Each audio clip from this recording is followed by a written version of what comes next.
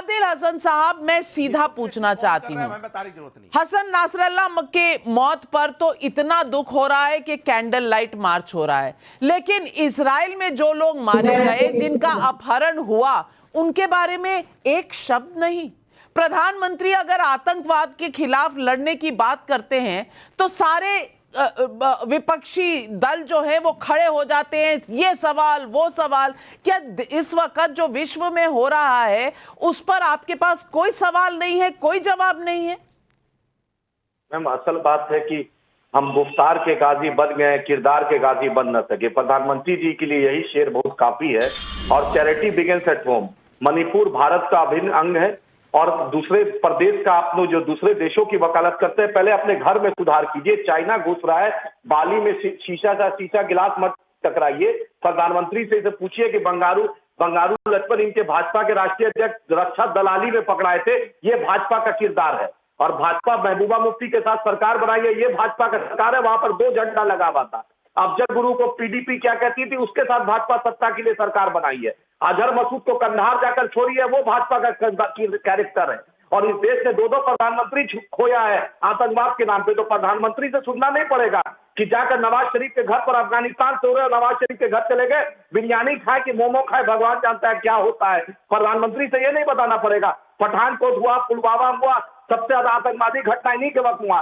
कश्मीर में जो ज्यादती हुई, चाइना जो घुस रहा है, उस पर प्रधानमंत्री नहीं बोलेंगे। मणिपुर की बेटियों पे जो अत्याचार हुआ, उस पर प्रधानमंत्री नहीं बोलेंगे। सिर्फ विदेश पर प्रधानमंत्री को बोलिए कि प्रवचन मंत्री नहीं है, देश के प्रधानमंत्री है, अकाउंटेबिलिटी है, उनको जवाब देना पड़ेगा। देश के ऊपर प्रधानमंत्री नहीं है। और भारत बहुत प्राचीन देश है। 2014 में कंगना रनावत के टेप से नहीं भारत आजाद हुआ है, हमारे बाप दादा ने कुर्बानी दी है, तब ये देश आजाद हुआ है।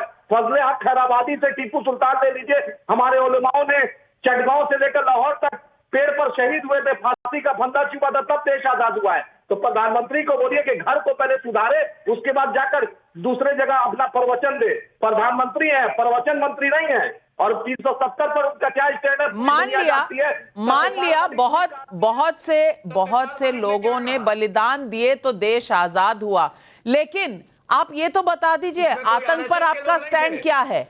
आपका स्टैंड जाकिर नायक पर क्या है? आपका स्टैंड पाकिस्तान पर क्या है? आपका स्टैंड याकूब मेमन पर क्या है, जो जाकर रात को खटखटाया था दरवाजा सुप्रीम कोर्ट का? सुल्तान गए थे तो पूछे कीर्ति झा से, मणिशंकर अय्यर से कि बैरिस्टर असदुद्दीन ओवैसी साहब ने पाकिस्तान में भारत की क्या वकालत की थी। हमारा वो कैरेक्टर है, हमारे कैरेक्टर पे क्वेश्चन नहीं उठा सकते हैं। हम नवाज शरीफ क्या बिरयानी खाने नहीं जाते हैं, हम जाकर प्रवचन नहीं देते। हम इस देश की चिंता होती है, कश्मीरी पंडित का मुद्दा बैरिस्टर असदुद्दीन ओवैसी उठाते हैं। हम अफजल गुरु के साथी लोग के साथ सरकार नहीं बनाते हैं। कंधार में अजहर मसूद को हम नहीं छोड़ते हैं जाकर, यही भाजपा सरकार छोड़ी थी। रक्षा दलाली हम नहीं करते हैं।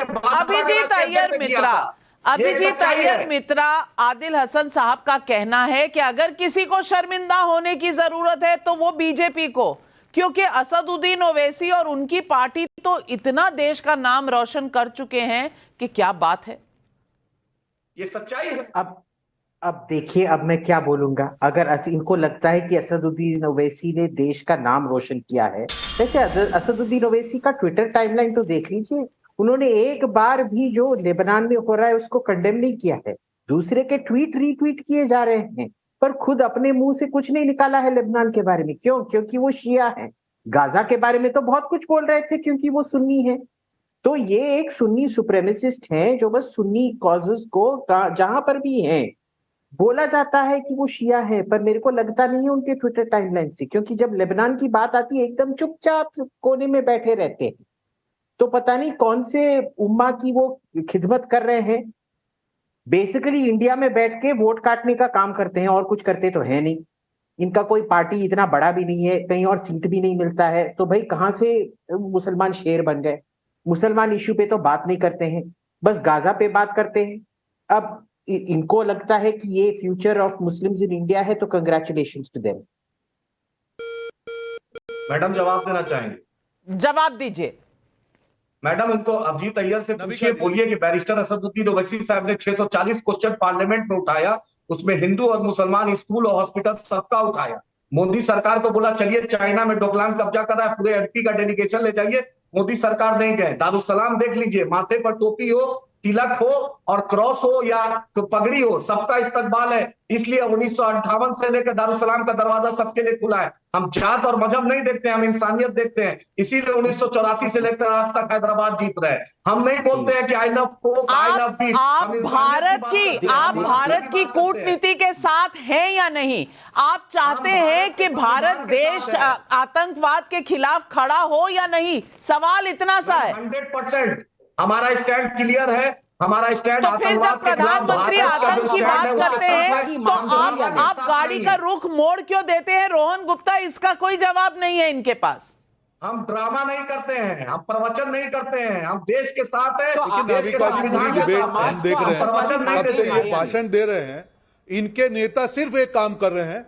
अब इनकी दुकान उनको लग रहा है नविका जी बंद होने वाली है और इसीलिए महाराष्ट्र में चुनाव आ रहे हैं। इसीलिए जो AIMIM का जो दिया जो फड़क रहा था वो ज्यादा फड़क रहा है और कुछ नहीं है। अभी वक्फ बोर्ड पे कहते हैं कि नहीं हमारी मस्जिद, अरे वक्फ बोर्ड में ऐसा कुछ है ही नहीं कि मस्जिद कोई ले लेगा, पर इनको भड़काना है।